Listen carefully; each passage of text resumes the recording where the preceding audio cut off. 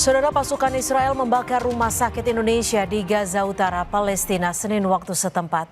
Menurut saksi, tentara juga telah membakar gedung-gedung tempat ribuan orang berlindung.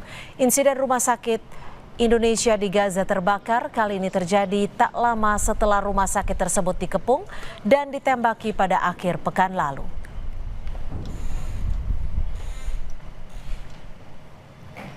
Dan saudara, informasi tadi juga menjadi penutup perjumpaan kita di Kompas Petang hari ini. Saya Cynthia Rompas. Dan saya Rahmat Ibrahim. Terima kasih, sampai jumpa.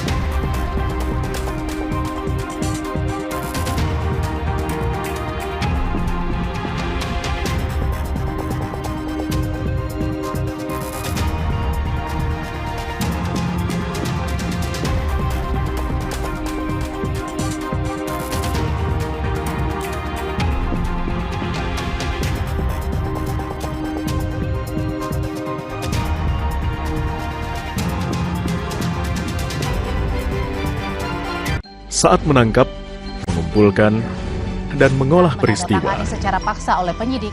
kami kerahkan upaya terbaik. Ketika menyampaikan berita serta informasi, kami tak sekadar menyapa. Ada referensi, aspirasi, juga inspirasi yang menjadi misi. Sapa Indonesia di Kompas TV.